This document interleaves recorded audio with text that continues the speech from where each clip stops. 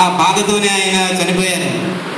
అటువంటి బాధ ఎట్టి పరిస్థితుల్లో కూడా ఆయనకి లేదని ఈ సందర్భంగా నేను మనవి చేస్తున్నాను. ఆయనకు ఉండేటటువంటి బాధ ఎప్పటికీ ఏంటంటే మేము ఒక ఉన్నత స్థాయిలో ఉండాలి అంతే తప్ప ఒక్కొక్కడు పెళ్లిళ్ళు చేసుకుని 10 మంది పిల్లల్ని కనాలి అని ఎప్పుడు కూడా ఆయన ఆశించలేదు. మేము ఉన్నత స్థాయిలో ఉండాలి అని అంటే బాగా చదువుకోవాలి అని అంటే మంచి ఉన్నత పొజిషన్ తర్వాత వస్తుంది అనేది ఆయన ఉద్దేశమే తప్ప పెళ్లిళ్ళు చేసుకుని పిల్లలు కనడం అనేది మాకు చిన్నప్పటి నుంచి కూడా టార్గెట్ పెట్టలేదు. సో కొంతమంది ఆ విధమైనటువంటి వ్యాఖ్యానాలు కొంతమంది చేసి ఉండొచ్చు, కానీ ఆయన ఎటువంటి దిగులు లేకుండా చనిపోయారు. కానీ ఏ విధంగా ఉండేదని అంటే ఇంకా బ్రతకాలనేటువంటి కోరిక చాలా దృఢంగా ఉండేది. బెడ్ మీద ఉన్నప్పుడు హాస్పిటల్లో మేము దగ్గరికి వెళ్ళి చూసేటప్పుడు ఆ విధమైనటువంటి కోరిక, ఎందుకనంటే అంత భయంకరమైనటువంటి లేకపోతే అంత ఎక్కువ ట్రీట్మెంట్ ఎవరు కూడా తట్టుకోలేదు. 74 సంవత్సరాల వయసులో అంత ట్రీట్మెంట్ తట్టుకుని నిలబడ్డారు అంటే ఆ కోరిక అనమాట. ఇంకా నేను చూడాలి, నా పిల్లలు ఇంకా ఉన్నతమైనటువంటి స్థాయికి చేరుకోవడం నేను ఇంకా చూడాలి అనేటువంటి ఒక దృఢమైనటువంటి కోరిక ఆయనకు ఉంది. కాబట్టి ఇంకా బ్రతకాలనేటువంటి ఆ పట్టుదల ఉండింది. చనిపోవడానికి ముందు రోజు కూడా పిలిస్తే పలుకుతున్నారు, అన్నీ చేస్తారు. నిజానికి ఎవరైనా కనుక ఆ పరిస్థితులు ఉండేటట్టయితే ప్రాణాలు వదిలేసి ఉండేవారు. కానీ ఆయనకి ఇంకా బ్రతకాలనేటువంటి కోరిక చాలా దృఢంగా ఉంది. అయినప్పటికీ ఆయన మాకు ఏ ఉద్దేశాలు అయితే మాకు ప్రిపేర్ చేశారో, మాకు ఎటువంటి టార్గెట్స్ అయితే చేశారో, ఆయన ఇచ్చినటువంటి ఆ టార్గెట్స్ అన్నీ కూడా మేము పూర్తి చేయడానికి ఇంకా గట్టిగా మేము కృషి చేస్తామని, ఇంకా ఎక్కువగా ఆయన ఏమనుకున్నారో ఆ ఆశయాలన్నీ కూడా సాధించడానికి మేము ప్రయత్నం చేస్తామని ఈ సందర్భంగా నేను మీ అందరికీ చెప్తున్నాను. ఇంకొకటి కూడా చెప్పాలనుకుంటున్నాను.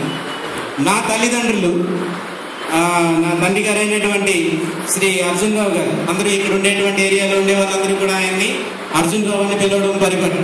సో ఆయన అర్జున్ రావు గారు, నా తల్లి గారు విజయభారతి గారు, ఈ ఇద్దరు కూడా మమ్మల్ని ఏ విధంగా పెంచారు అని అంటే మిగతా వాళ్ళ పట్ల ఎటువంటి ద్వేషభావంతో ఉండకూడదు అనేటువంటి ఒక గొప్ప ఉద్దేశంతో పెంచారు.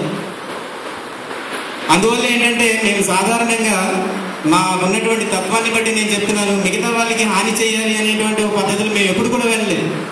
ఏ రోజు కూడా మేము ఆ విధంగా వెళ్ళలేదు, మేము ఆలోచన చేయలేదు. అందువల్ల మాకు అటువంటి ఆలోచనలు ఏమీ లేవు. ఆ విధంగా మమ్మల్ని మా తల్లిదండ్రులు పెంచడం జరిగింది.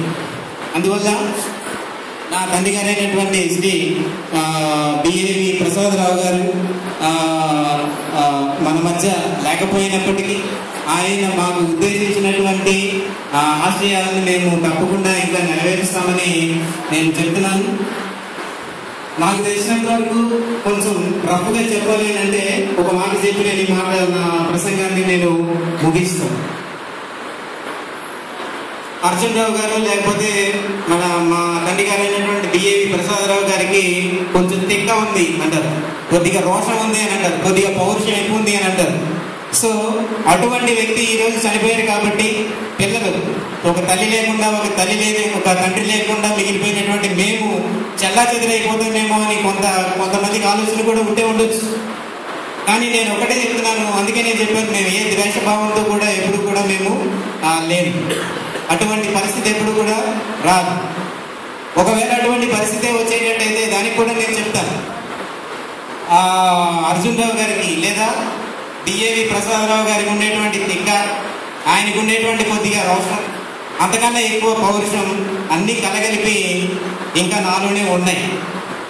నాకు తెలిసినంత వరకు నేను చెప్పేది ఏంటంటే మా తండ్రి గారు అయినటువంటి ప్రసాదరావు గారు లేదా అర్జున్ రావు గారు చనిపోయి ఉండొచ్చేమో, కానీ నా రూపంలో ఇంకా ఆయన బ్రతికే ఉన్నాడని నేను అందరికీ తెలియజేద్దాం అనుకుంటున్నాను.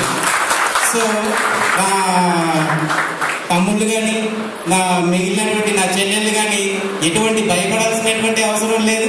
అంతకంటే ఎక్కువగా కళ్ళలో పెట్టుకుని చూసేటువంటి మరొక తండ్రి మీకు ఉన్నాడని ఈ సందర్భంగా నేను చెప్పాలని అనుకుంటున్నాను. నాకు ఈ అవకాశం ఇచ్చినటువంటి మీ అందరికీ, అలాగే అయ్యగారికి